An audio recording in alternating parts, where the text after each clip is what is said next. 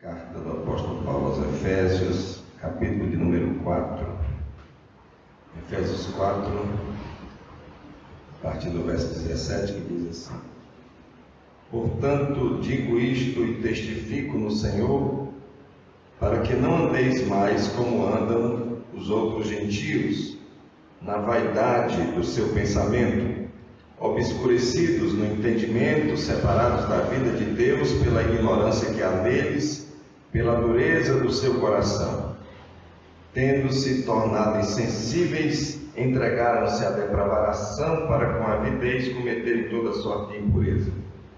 Vós, porém, não aprendestes assim a Cristo, se é que o ouviste e nele fostes ensinados, conforme é a verdade em Jesus. Que quanto ao trato passado, vos despojeis do velho homem, que se corrompe pelas concupiscências do engano, e vos renoveis no espírito do vosso entendimento, e vos revistais do novo homem, que segundo Deus é criado em verdadeira justiça e santidade. Pelo que deixai a mentira e falai a verdade, cada um com o seu próximo, pois somos membros uns dos outros. Irai-vos, mas não pequeis. Não se põe o sol sobre a vossa ira. Não deis lugar ao diabo. Aquele que furtava, não furte mais. Antes trabalhe, fazendo com as mãos o que é bom, para que tenha o que repartir com o necessitado. Não saia da vossa boca nenhuma palavra torpe, mas só a que for boa para promover a edificação conforme a necessidade, para que beneficie aos que a ouvem. E não entristeçais o Espírito Santo de Deus, no qual fostes selados para o dia da redenção. Até o versículo número 30. Vamos orar. Pai santo e justo, nós te agradecemos, ó Pai amado, por essa oportunidade que o Senhor nos dá de estudarmos a Tua Palavra, de nos reunirmos no Teu santo nome, para aqui, Senhor Deus, louvarmos o Teu nome, te adorarmos, ó Deus, e recebermos a ministração do Senhor.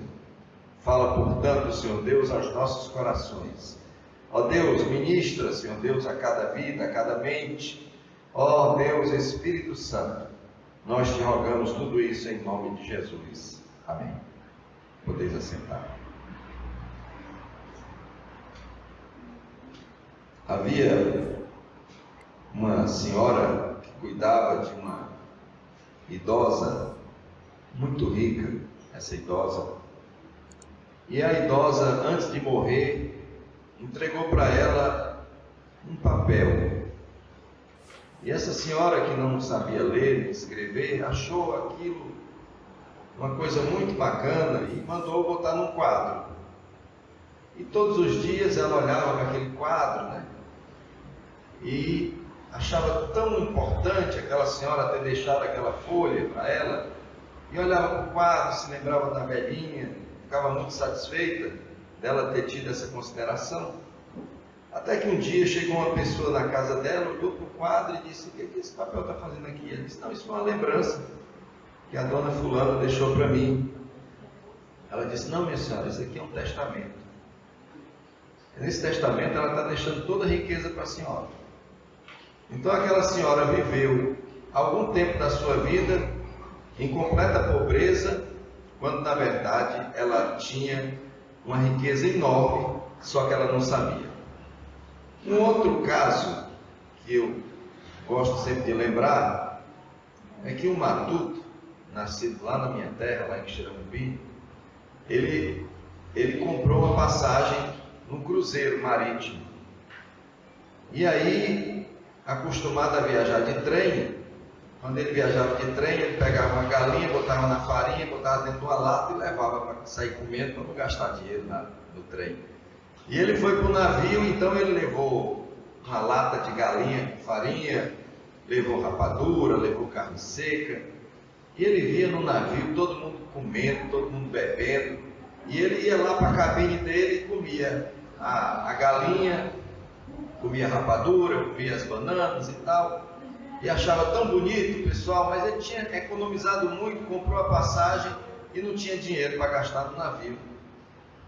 Só que o que ele não sabia é que quando ele comprou aquele bilhete, ele era o que as pessoas chamam de tudo incluído, em inglês, all inclusive, né?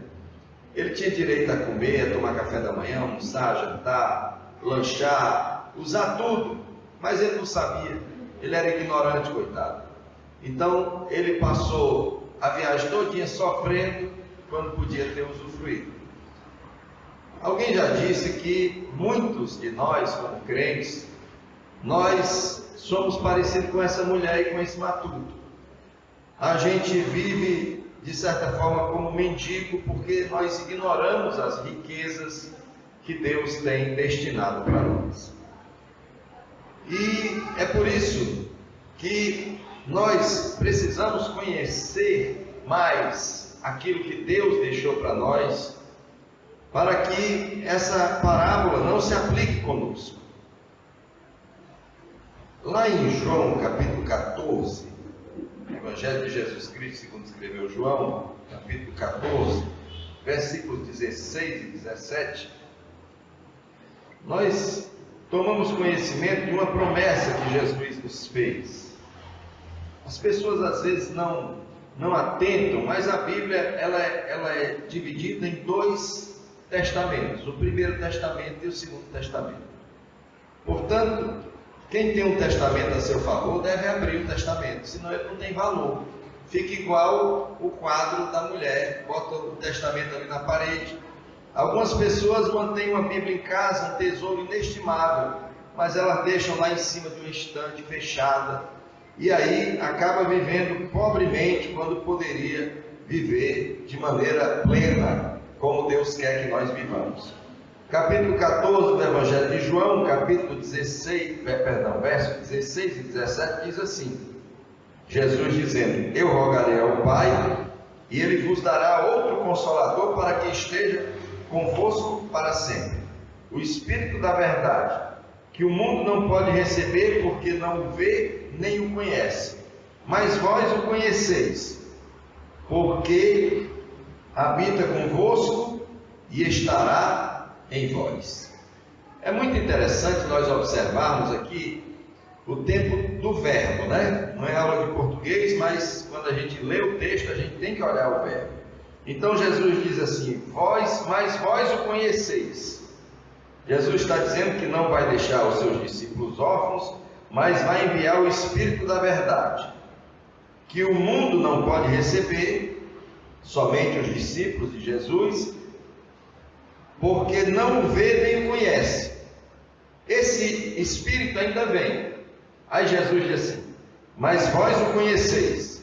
Se ele não veio ainda, como é que ele está dizendo que os discípulos conheciam o Espírito? Mas aí depois ele diz: pois habita convosco e estará em vós. Vós o conheceis, pois habita convosco. Quem é que estava habitando naquele momento com os discípulos? O próprio Jesus. E ele diz que ele vai estar convosco. Então, essa é mais uma das provas da deidade de Jesus, e que o Espírito Santo e Jesus são um só Deus. O que Jesus estava dizendo, que o Espírito, eles conheciam o Espírito porque eles conheciam Jesus. E como Jesus seria assunto aos céus, ele enviaria o Espírito que estaria habitando conosco e estaria em nós.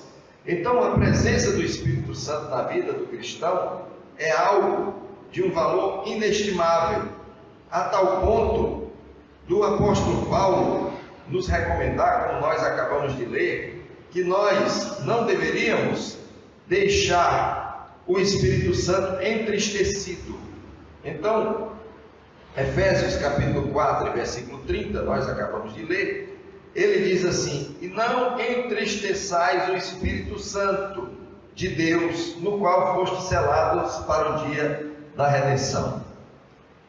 É preciso a gente saber que entristecer o Espírito Santo é algo que nós poderemos fazer, mas isso não quer dizer que o Espírito Santo vai sair das nossas vidas. Ao lermos esse texto, a gente vê que Paulo está instruindo aos crentes da cidade de Éfeso que eles deveriam não mais andar como os gentios andavam, na vaidade do pensamento, é o que diz o verso 17. E ele diz as formas que nós devemos evitar. Veja bem, ele nos exorta a nos renovarmos no espírito do nosso entendimento e nos revestir do novo homem. Então, para não entristecer o Espírito Santo, a partir do verso 25 ele nos instrui: pelo que deixai a mentira e falai a verdade, cada um com o seu próximo. Então, todas as vezes que um cristão se utiliza da mentira, ele está entristecendo o Espírito Santo. Em seguida ele diz: irai-vos, mas não pequeis. Nos exorta a não darmos lugar à ira, a não sermos pessoas que se descontrolam, a termos domínio. Não deis lugar ao diabo. E ele continua dizendo: aquele que furtava, não furte mais, antes trabalhe, fazendo com as mãos o que é bom, para que tenha que repartir com o necessitado. E ainda, não saia da vossa boca nenhuma palavra torpe, mas só a que for boa para edificação e conforme a necessidade, para que beneficie aos que a ouvem. Então, todas as vezes que nós utilizamos dessas ações, nós entristecemos o Espírito Santo. Alguém tentando explicar como é essa ideia de entristecer o Espírito Santo, deu uma ideia fabulosa. Diz que um certo pregador visitava uma tecelagem, e ali ele viu um tear que trabalhava confeccionando tecidos, né? E havia milhares de fios que se entrelaçavam para poder formar o tecido. Uma máquina de tear muito moderna. Então o dono da fábrica quis mostrar para o pregador como aquela máquina era perfeita. Então ele diz: olha, eu vou cortar um dos fios. Pá, pegou uma tesourinha e cortou só um dos fios, dos milhares de fios. Imediatamente o computador da máquina fez ela parar. Parou de fluir aquele movimento do tear. Então, o Espírito Santo ele é mais sensível ainda do que essa máquina. Todas as vezes que nós agimos em desconformidade com a vontade de Deus, nós entristecemos o Espírito Santo. Então a exortação de Paulo é nesse sentido, que nós não pequemos para não deixarmos o Espírito Santo entristecido. Nós devemos, pelo contrário, ele continua falando aqui no verso 31, é nos livrar de toda amargura, é nos livrar de toda ira, de toda cólera, de toda gritaria, de toda blasfêmia, de toda malícia. Nós devemos, ao contrário, ser nos nossos relacionamentos benignos, sermos compassivos, ter compaixão das pessoas, perdoar uns aos outros, porque como Deus nos perdoou, nós também devemos perdoar os outros. E aí Paulo continua mostrando como nós devemos ser. Mas antes de dizermos como nós devemos ser, é preciso também que nós leiamos lá na carta do apóstolo Paulo a Tiago, no capítulo 4 e no versículo 5, para que a gente possa compreender também uma outra emoção que o Espírito Santo sente. Porque é importantíssimo dizer que o Espírito Santo é uma pessoa. E como o Espírito Santo é uma pessoa, ele se entristece. Como o Espírito Santo é uma pessoa, ele também tem zelo. Zelo, a Bíblia às vezes traduz por zelo, às vezes traduz por ciúme. Então no capítulo 4 de Tiago, e no versículo 5, ele diz assim: ou pensais que em vão, diz a Escritura, o Espírito que ele faz habitar em nós tem intenso ciúme? Ou seja, nós fazemos o Espírito Santo sentir zelo, sentir ciúme, mas o que causaria isso? E aí você lê os versículos anteriores, onde fala sobre você se submeter a Deus.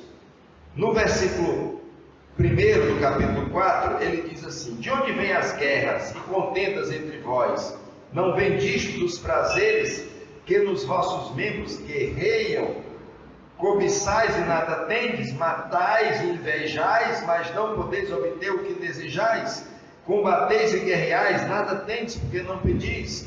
Pedis e não recebeis, porque pedis mal para gastar em vossos próprios prazeres.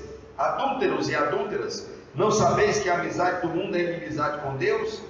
Portanto, qualquer que quiser ser amigo do mundo, constitui-se inimigo de Deus. De forma que, quando nós nos fazemos inimigos do mundo, quando nós nos fazemos amigos do mundo, nós nos tornamos inimigos de Deus.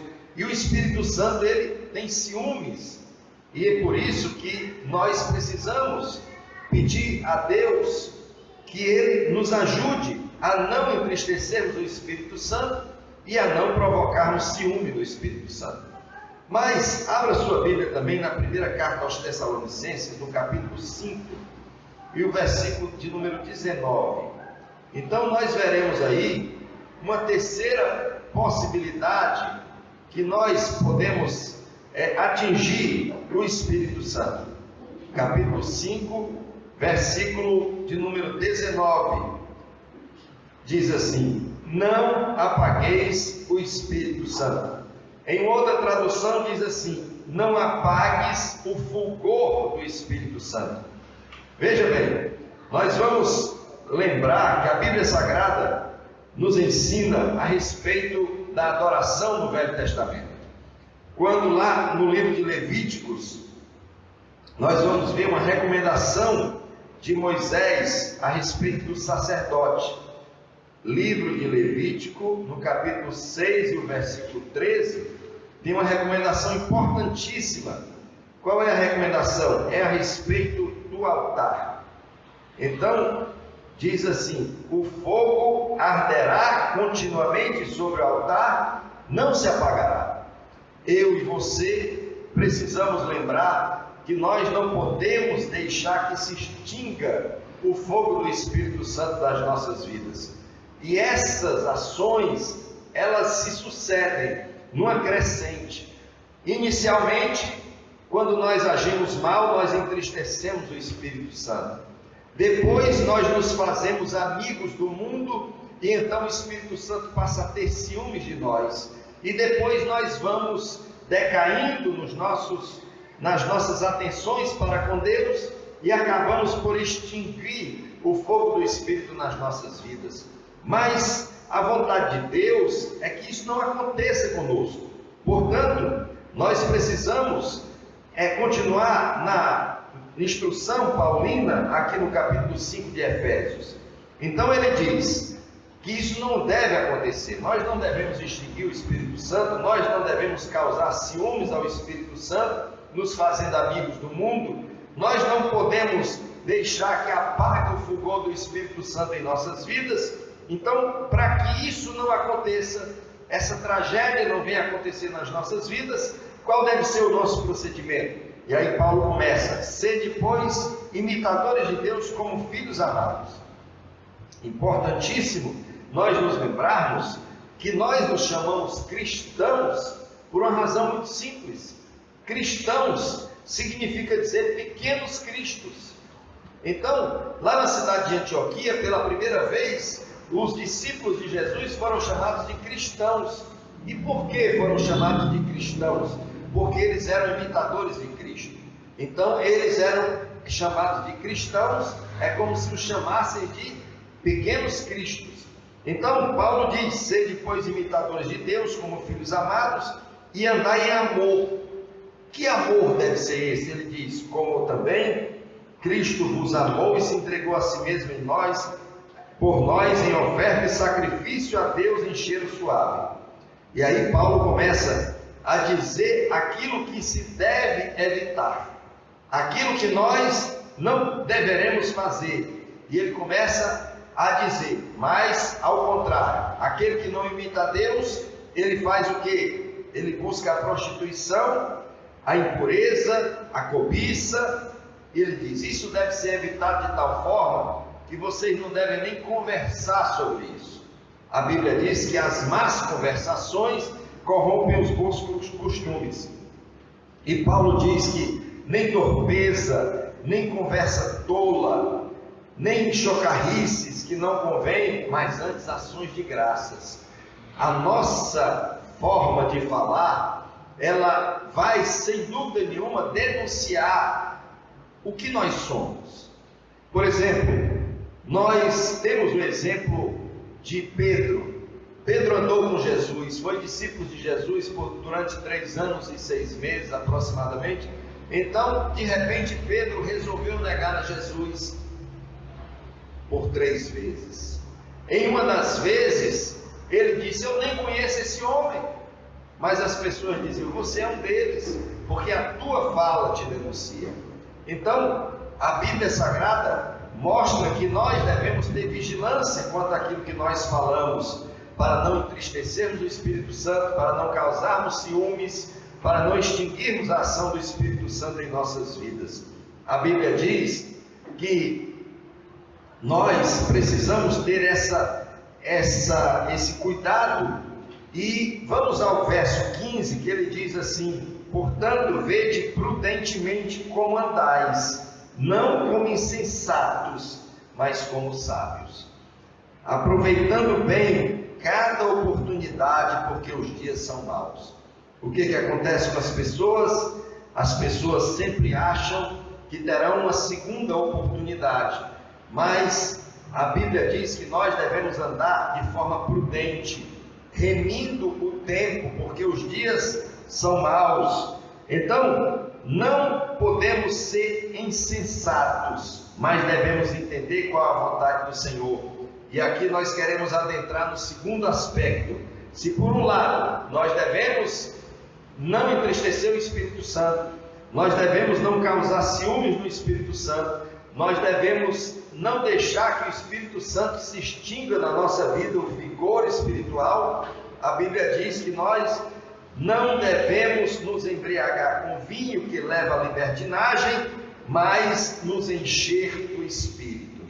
E assim, o apóstolo Paulo traz para nós, acima de tudo, meios para nós nos enchermos do Espírito. Os irmãos lembram? Nós falamos a respeito daquela senhora que tinha um testamento na parede e não sabia que ela podia usufruir de grande riqueza. Então nós temos o Espírito Santo habitando em nós, mas isso não é suficiente. Paulo quer que nós nos enchamos do Espírito Santo, e ele faz aqui um paralelo: não vos embriagueis com vinho, mas enchei-vos do Espírito. Antagonicamente, duas coisas você vai dizer que não tem nada a ver, mas o que o apóstolo Paulo está querendo nos dizer é que, assim como alguém se entrega à embriaguez, nós devemos nos entregar ao Espírito Santo. Nós devemos estar movidos pelo Espírito Santo. Os irmãos devem lembrar que quando o Espírito Santo desceu no dia de Pentecostes em Jerusalém, sobre aqueles 120 discípulos de Jesus, as pessoas começaram a dizer: o que está acontecendo? A essa hora do dia, esses discípulos parecem que estão todos embriagados, porque eles falavam em outras línguas e cada um glorificava a Deus, e eles ficaram entendendo que eles estavam cheios de embriaguez, de mosto. Mas Paulo diz: não vos embriagueis com vinho, que leva à libertinagem, ou em outra tradução, em que há contenda, mas enchei-vos do Espírito. E como vai se dar esse enchimento do Espírito? Se a gente for verificar realmente, a melhor tradução aqui seria: mas deixai-vos encher do Espírito, porque é o Espírito Santo quem nos enche. Na verdade, nós devemos buscar esse enchimento, mas a nossa participação é no sentido de obedecer a Deus para que haja o enchimento do Espírito Santo. Ou seja, nós devemos buscar o esvaziamento de tudo aquilo que não agrada a Deus. Nós devemos evitar todos esses procedimentos que o apóstolo Paulo vem falando, e assim, nos esvaziando do nosso egoísmo, nos esvaziando das palavras ruins e dos maus pensamentos, nós vamos abrir o nosso entendimento para que o Espírito Santo venha nos encher. E quais são as ações que nós devemos fazer? Há uma profunda má interpretação quando as pessoas acham que o cristianismo é a religião do não pode. eu não quero ser cristão, eu não quero ser crente, porque eu, sendo crente, eu vou ter que deixar de fazer isso, eu vou ter que deixar de fazer aquilo. Na verdade, o cristianismo o servir a Deus é algo altamente propositivo.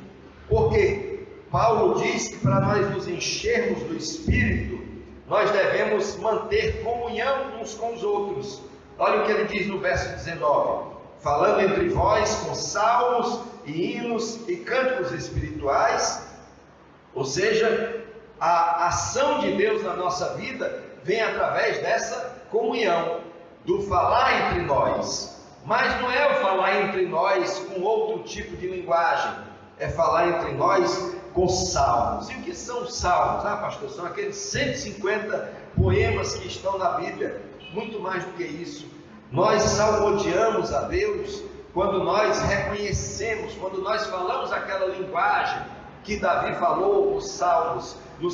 Não são 150 de Davi, alguns são de Davi, outros são de vários outros autores, mas aquela linguagem, ela é a linguagem do salmista, daquele que salmodia, daquele que celebra a Deus. Você veja que os salmos estão sempre exaltando a Deus. Então nós devemos salmodiar entre nós mesmos, e nós salmodiamos quando nós damos testemunho, quando nós dizemos aquilo que Deus faz em nosso favor, quando nós louvamos e reconhecemos o agir de Deus nas nossas vidas. Então, quando a gente faz isso, quando a gente faz, como disse o salmista, a minha língua é como a pena de um destro escritor. Então, quando a gente faz isso, a gente está salmodiando.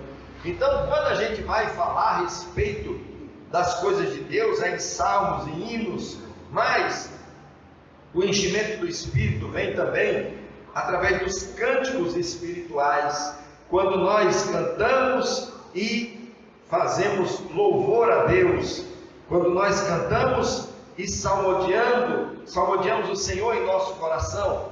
O que nós fazemos? Nós adoramos a Deus.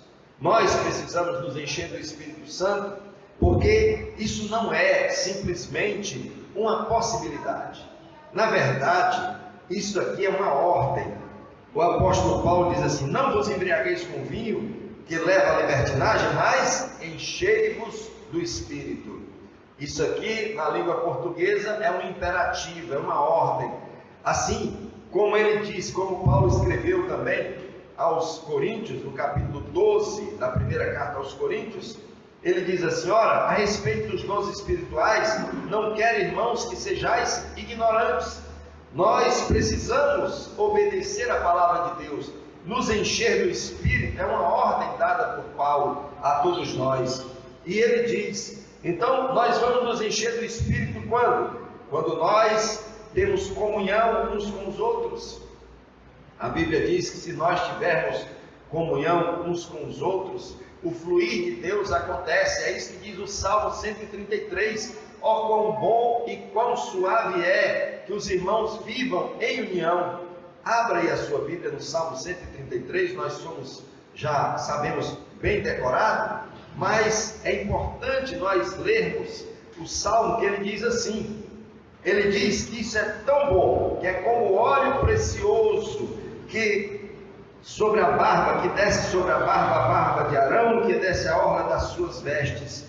É como o orvalho de Hermon que desce sobre os montes de Sião, porque ali o Senhor ordena a bênção e a vida para sempre. Portanto, Deus quer que nós sejamos cheios do Espírito Santo.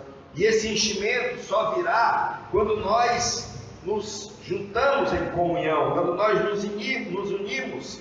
E aí vai acontecer esse derramar, como diz o salmista, esse óleo precioso descendo sobre a cabeça, desce sobre a barba de Arão, até a orla dos seus vestidos, porque para nós nos enchermos do Espírito, é preciso que nós estejamos em comunhão uns com os outros e estejamos em uma consagração completa. Veja o que diz o Salmo 133, é como óleo precioso que vem sobre a cabeça, desce sobre a barba e desce até a orla das suas vestes. Portanto, Deus deseja que nós sejamos cheios do Espírito Santo e busquemos a Deus, em Deus esse enchimento. E é necessário também que nós vejamos que Paulo diz que esse enchimento se dá também quando nós somos agradecidos. O verso 20 diz assim: dando sempre graças a Deus por tudo, a nosso Deus e Pai, em Senhor Jesus Cristo. A gratidão é, sem dúvida nenhuma, uma porta aberta para o enchimento do Espírito Santo. É preciso que eu e você estejamos gratos a Deus, estejamos reconhecidos ao Senhor por todos os benefícios que Ele tem feito para conosco. É um sacrifício que nós oferecemos a Deus, sacrifício de louvor, de gratidão. Por isso o salmista diz que darei ao Senhor por todos os benefícios que tem feito para comigo. Louvado seja o nome do Senhor. E por fim, nós seremos cheios do Espírito Santo quando nós nos sujeitamos uns aos outros no temor de Cristo. A Bíblia diz que Deus aborrece o soberbo, mas dá graça ao humilde. Não há como nós sermos cheios do Espírito Santo se nós não nos sujeitarmos uns aos outros no temor de Cristo. Há uma necessidade de cada um de nós prestarmos contas das nossas vidas em relação aos outros. Há uma necessidade de nós nos submetermos uns aos outros no temor de Cristo. Não existe absolutamente ninguém mais importante do que o outro. Sabe por quê? Porque o preço que foi pago na cruz por mim foi o mesmo preço que foi pago na cruz por você. O mesmo preço que foi pago na cruz pelo reverendo Billy Graham, de saudosa memória, foi o mesmo preço que Jesus pagou por mim e por você. Então, por mais que ele tenha uma grande evidência no mundo evangélico, o amor de Deus por ele é semelhante ao amor de Deus por mim e por você. Por isso nós devemos nos sujeitar uns aos outros no temor de Cristo. Isso abrirá portas para que nós vivamos uma vida cheia do Espírito Santo. Outro fato importante a ser destacado é que nós seremos cheios do Espírito Santo de forma contínua. Como nós lemos lá em Levítico, o fogo arderá continuamente sobre o altar e não se apagará. Nós não podemos achar que, porque nós recebemos o batismo com o Espírito Santo, porque nós recebemos um dom espiritual, pronto, acabou-se, nós vamos parar por aí, vamos simplesmente ficar parados. Não, a Bíblia diz que esse agir de Deus, esse enchimento do Espírito Santo, é um enchimento que nós devemos buscar continuamente. A Bíblia diz que havendo lenha, o fogo não se apaga.